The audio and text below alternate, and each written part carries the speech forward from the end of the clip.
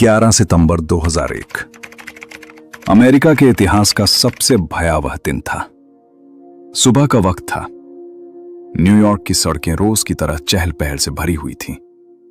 लोग अपने दफ्तर जा रहे थे, कुछ लोग कैफे में कॉफी पी रहे थे। तभी अचानक आसमान में एक तेज आवाज गूंज उठी। कुछ ही सेकंड बाद एक विमान वर्ल्ड ट्रेड सेंटर की ऊंची इमारत से टकरा गया। लोग कुछ समझ पाते उससे पहले दूसरा विमान भी टावर से जा टकराया। पूरी दुनिया की आंखों के सामने न्यूयॉर्क धुएं और आग के बादलों में घिर गया। हजारों मासूम लोग कुछ ही मिनटों में अपनी जान गंवा बैठे। उस दिन अमेरिका ही नहीं बल्कि पूरी दुनिया कांप उठी थी। इस हमले के बाद एक नाम पूरी दुनिया में गूंजने लगा, ओसामा बिन लादेन, अल-कायदा का सरगना, जिसने खुलेआम अमेरिका को चुनौती दी थी। अमेरिका ने उसी वक्त ठान लिया था, अब चाहे जितने साल लग जाएं, लेकिन इस शख्स को जिंदा या मुर्दा पकड़ना ही होगा। इसके बाद शुरू हुआ दुनिया का सबसे बड़ा मैनहंट, लादेन की तलाश। अमेरिकी सेना अफगानिस्तान में घुसती है, तालिबान सरकार गिराई जाती है, पहाड़ों में छापेमारी होती है, गुफाओं में तलाशी ली जाती है। कई बार खबर आई कि लादेन मारा गया, कई बार कहा गया कि वो बुरी तरह घायल है, लेकिन हर बार ये खबरें झूठी ही साबित हुईं। लादेन हर बार किसी न किसी तरह बच निकलता था। साल दर साल बीतते गए, 2002, 2003, 2004, लेकिन लादेन का कोई पक्का सुराग नहीं मिला। CIA की टीमें पाकिस्तान, अफगानिस्तान बॉर्डर पर लगातार काम कर रही थीं। फोन कॉल्स ट्रैक किए जाते थे, सैटेलाइट से इलाकों की तस्वीरें ली जाती थीं। कई संदिग्ध लोगों को पकड़ा गया, पूछताछ हुई। ओसामा बिन लादेन की तलाश में CIA को लगभग 10 साल लग गए। 2001 से लेकर 2010 तक अमेरिका ने अफगानिस्तान से लेकर पाकिस्तान की सरहदों तक हर संभव जगह पर उसकी खोज की, लेकिन हर बार हाथ खाली ही रहे। कई बड़े आतंकी पकड़े गए, कई से कड़ी पूछताछ भी हुई, लेकिन ओसामा तक पहुंचने वाला कोई पक्का सुराग नहीं मिल पाया। CIA के अफसरों को लगने लगा था कि या तो ओसामा मर चुका है या फिर वो इतनी सुरक्षित जगह पर छुपा है जहां तक पहुंच पाना लगभग नामुमकिन है। इसी दौरान ग्वांतानामो बे में बंद अल-कायदा के कुछ कैदियों से पूछताछ की जा रही थी। इन्हीं पूछताछों के दौरान एक नाम बार बार सामने आने लगा, अबू अहमद अल-कुवैती। कैदियों ने बताया कि Abu Ahmed al-Kuwaiti Osama bin Laden का बेहद भरोसेमंद आदमी था और वही उसके लिए संदेश पहुंचाने का काम करता था। लादेन बाहर की दुनिया से संपर्क रखने के लिए इसी एक शख्स पर भरोसा करता था। CIA को पहली बार लगा कि अगर इस आदमी तक पहुंचा जा सके तो शायद ओसामा तक पहुंचने का रास्ता मिल जाए। इसके बाद CIA ने अबू अहमद अल-कुवैती को ट्रैक करना शुरू किया। उसके फोन कॉल्स पर नजर रखी जाने लगी, उसके संपर्कों को खंगाला जाने लगा और जहां जहां वो जाता था उसकी हर गतिविधि रिकॉर्ड की जाती थी। काफी वक्त तक वो CIA की नजरों से बचता रहा, लेकिन आखिरकार एक दिन उसकी लोकेशन ट्रेस हो गई।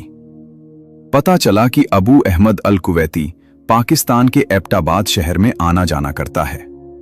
सितंबर 2010 में अल-कुवैती इस्लामाबाद से निकलता है और एबटाबाद के एक शांत पहाड़ी इलाके की तरफ बढ़ता है। CIA एजेंट भी उसके पीछे पीछे पहुंचते हैं। एबटाबाद एक शांत और पढ़ा लिखा इलाका था, जहां पाकिस्तान की मिलिट्री एकेडमी भी पास ही स्थित है। CIA को पहले तो यकीन ही नहीं हुआ कि इतना बड़ा आतंकी इतनी सुरक्षित और आम जगह पर छुपा हो सकता है। लेकिन जब एजेंटों ने एबटाबाद में उसके ठिकाने पर नजर रखनी शुरू की तो एक अजीब सा घर सामने आया। ये घर आसपास के बाकी घरों से काफी अलग था। चारों तरफ ऊंची ऊंची दीवारें थीं और ऊपर कांटेदार तार लगाए गए थे। बाकी घरों के मुकाबले इस कंपाउंड की दीवारें हद से ज्यादा ऊंची थीं। सामने वाली बाउंड्री वॉल करीब 10 फीट ऊंची थी और बाकी 3 दीवारों की ऊंचाई लगभग 13 फीट, 18 फीट और 12 फीट थी। CIA को यह भी समझ आया कि इस कंपाउंड से कोई अंदर बाहर जाता ही नहीं था। घर में ना कोई फोन कनेक्शन था, ना कोई इंटरनेट। सबसे हैरानी की बात यह थी कि इस घर का कचरा भी बाहर नहीं फेंका जाता था, बल्कि घर के अंदर ही जला दिया जाता था, ताकि किसी को अंदाजा न हो सके कि अंदर कितने लोग रहते हैं। घर में रहने वालों का व्यवहार भी बेहद संदिग्ध था। न कोई मेहमान आता जाता था और न ही घर से बाहर कोई सामान्य गतिविधि दिखाई देती थी। सीआईए एजेंटों को अब पूरा यकीन हो चुका था कि यह कोई आम घर नहीं है, बल्कि किसी बेहद हाई वैल्यू टारगेट का ठिकाना हो सकता है। इसी अजीब से घर ने ओसामा बिन लादेन तक पहुंचने की सबसे मजबूत कड़ी बना दी। इसके बाद सीआईए एजेंटों ने एबटाबाद के उस घर पर लगातार नजर रखना शुरू कर दिया। दिन हो या रात, हर हरकत पर नजर रखी जा रही थी। सबसे अजीब बात यह थी कि अलग कुवैती के अलावा किसी और आदमी का अंदर बाहर आना जाना नहीं था, और वह भी बड़ी सावधानी से आता जाता था। कभी कभी एजेंटों को घर के अंदर एक लंबा दुबला पतला दाढ़ी वाला आदमी धीमे कदमों से टहलता हुआ दिखाई देता था, जो ज्यादातर ऊपरी मंजिलों पर ही रहता था। सीआईए एजेंटों को अब लगभग पूरा यकीन हो गया था कि जिस शख्स को वे सालों से ढूंढ रहे थे वह इसी घर में छुपा बैठा है। एदाबाद में उस रहस्यमयी घर पर नजर रखने के साथ साथ सीआईए को एक और बड़ी चुनौती का सामना करना पड़ रहा था। घर के अंदर रहने वाला शख्स वाकई ओसामा बिन लादेन ही है या नहीं, इसकी पक्की पुष्टि कैसे की जाए। सीधे घर के अंदर घुसकर पहचान करना नामुमकिन था, इसलिए सीआईए ने एक बेहद चालाक और जोखिम भरा तरीका अपनाया। सीआईए ने एक लोकल पाकिस्तानी डॉक्टर शकील अफरीदी की मदद से एबटा में एक फर्जी पोलियो वैक्सीनेशन ड्राइव शुरू करवाई। इलाके में घर घर जाकर बच्चों को टीका लगाने का नाटक किया गया। असल मकसद यह था कि किसी तरह उस बड़े घर के अंदर पहुंचकर वहां रहने वाले बच्चों से डीएनए का सैंपल लिया जा सके। Doctor Shakeel Afridi vaccination team के साथ उस कंपाउंड तक पहुंचने में कामयाब हुआ। से लौटते ही नेवी सील्स सबसे पहले ओसामा बिन लादेन की पहचान पक्की करने की प्रक्रिया में लग जाते हैं। अफगानिस्तान के बगराम एयरबेस पर उसके डीएनए सैंपल लिए जाते हैं और उन्हें तुरंत जांच के लिए भेज दिया जाता है। कुछ ही घंटों में रिपोर्ट आ जाती है। इसके बाद सीआईए की तरफ से अमेरिका के राष्ट्रपति बराक ओबामा को ओसामा बिन लादेन की पुख्ता लोकेशन, उसके ठिकाने का पूरा मैप और पूरे ऑपरेशन की हर छोटी बड़ी जानकारी दी गई। व्हाइट हाउस के सिचुएशन रूम में कई हाई लेवल मीटिंग्स हुई। रिस्क बहुत बड़ा था, क्योंकि अगर मिशन फेल हो जाता तो अमेरिका को पूरी दुनिया के सामने शर्मिंदगी की झेलनी पड़ती। लेकिन ओबामा जानते थे कि यह मौका शायद दोबारा ना मिले।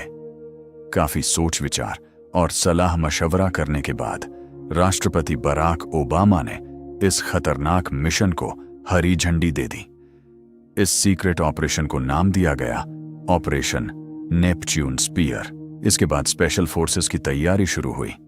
अफगानिस्तान के जलालाबाद में मौजूद अमेरिकी सैन्य बेस पर यूएस नेवी सील्स की चुनी हुई टीम को अलर्ट पर रखा गया। ये कोई आम सैनिक नहीं थे, बल्कि ऐसे कमांडोज थे जिन्हें दुनिया के सबसे खतरनाक मिशनों के लिए ट्रेन किया गया था। मिशन के लिए खास तरह के स्टेल्थ ब्लैक हॉक हेलीकॉप्टर चुने गए, जिन्हें इस तरह डिजाइन किया गया था कि उनकी आवाज बहुत कम हो और वे दुश्मन के रडार में आसानी से पकड़ में ना आए। अंधेरी रात में बिना किसी लाइट के और बिना किसी शोर के यह हेलीकॉप्टर पाकिस्तान की सीमा पार करने वाले थे। मिशन का मकसद बिल्कुल साफ था, ओसामा बिन लादेन को पकड़ना। अगर वह जिंदा हाथ आ जाए तो उसे अमेरिका ले जाना, और अगर वह विरोध करे तो वहीं खत्म कर देना। यानी इस ऑपरेशन में एक ही आदेश था, जिंदा मिले तो ठीक, वरना दुश्मन को वहीं ढेर कर दो। 2 मई 2011 की रात करीब 1:05 पाकिस्तान के एबटा शहर में चारों तरफ सन्नाटा पसरा हुआ था। लोग अपने अपने घरों में गहरी नींद सो रहे थे। किसी को भनक तक नहीं थी कि उनके शहर में इतिहास का सबसे बड़ा आतंकवाद विरोधी ऑपरेशन शुरू होने वाला है। उसी वक्त आसमान में 2 ब्लैक हॉक हेलीकॉप्टर एबटा के ऊपर मंडरा रहे थे। इन दोनों हेलीकॉप्टरों को चौक 1 और चौक 2 कहा जा रहा था। सबसे पहले चौक 2 ओसामा बिन लादेन के कंपाउंड के मेन गेट के लगभग सामने होवर करने लगा। यहां चौक 2 का मकसद था 4 नेवी सील कमांडोस, एक कॉम्बैट असॉल्ट डॉग जिसका नाम कायरो था और उसके हैंडलर को उतारना। इसी तरह चॉक 1 हेलीकॉप्टर में भी 12 सील सवार थे, यानी कुल 24 कमांडोज को ओसामा बिन लादेन को पकड़ने या खत्म करने के लिए भेजा गया था। सामने वाले रास्ते पर कुछ सील्स को उतारने के बाद चॉक 2 हेलीकॉप्टर बाकी बचे सील्स को ओसामा के कमरे की छत के पास उतार देता है और फिर अपनी शुरुआती पोजीशन पर वापस जाकर होवर करने लगता है। अब बारी थी चॉक 1 हेलीकॉप्टर की। चॉक 1 का प्लान था कि वो ओसामा के घर के सामने बने लॉन में लैंड करेगा, लेकिन तभी एक अनहोनी हो जाती है। चॉक 1 अचानक एयर वर्टेक्स फ्लो नाम की दुर्लभ स्थिति का शिकार हो जाता है। आसान शब्दों में कहें तो हेलीकॉप्टर के आसपास हवा का बहाव इस तरह बिगड़ जाता है कि हेलीकॉप्टर अपना बैलेंस खो देता है। नतीजा यह हुआ कि दुनिया के सबसे बेहतरीन पायलट्स के हाथों में होने के बावजूद चॉक 1 संतुलन खो बैठा, अपनी तय जगह से हटकर बगल वाले कंपाउंड में जा गिरा। सबसे पहले उसका अगला हिस्सा जमीन से टकराया और फिर उसकी पूंछ दीवार से टकराकर टूट गई। यह हादसा बहुत बड़ा था, लेकिन राहत की बात यह थी कि हेलीकॉप्टर में मौजूद सभी 12 सील कमांडोज सुरक्षित बाहर निकल आए। हैरानी की बात यह थी कि इतना बड़ा हादसा होने के बावजूद ओसामा और उसके साथ मौजूद लोग गहरी नींद में सोते रहे और घर के अंदर कोई खास हलचल नहीं हुई। हेलीकॉप्टर से उतरते ही सील सबसे पहले दीवार के पास पहुंचे। मेन गेट पर विस्फोटक लगाकर रास्ता खोला, फिर अंदर मौजूद एक और गेट को भी ब्लास्ट से तोड़ा और पार्किंग एरिया से होते हुए गेस्ट हाउस की तरफ बढ़े। जैसे ही सील टीम गेस्ट हाउस के दरवाजे के पास पहुंची, अंदर से आवाजें आने लगीं और तभी अचानक AK-47 से गोलियां चलने लगीं। गोली चलाने वाला शख्स था अब्बू अहमद अल कुवैती। उस वक्त गेस्ट हाउस के अंदर 4 लोग मौजूद थे, 2 छोटे बच्चे जिनके ऊपर कंबल डाले गए थे, अब्बू अहमद की पत्नी और खुद अब्बू अहमद अल कुवैती, जो ओसामा बिन लादेन का सबसे भरोसेमंद पाकिस्तानी कुरियर और दाहिना हाथ माना जाता था। जवाबी कार्रवाई में सील्स की गोलियां अब्बू अहमद को लगीं और वह वहीं ढेर हो गया। इसके बाद उसकी पत्नी बाहर निकलकर चिल्लाने लगी कि तुमने उसे मार दिया है। उसने ऐसा इसलिए किया ताकि सील्स फायरिंग रोक दें और बच्चों को गोली ना लगे। सील्स ने अब्बू अहमद की पत्नी को हिरासत में लिया और ऑपरेशन आगे बढ़ाया।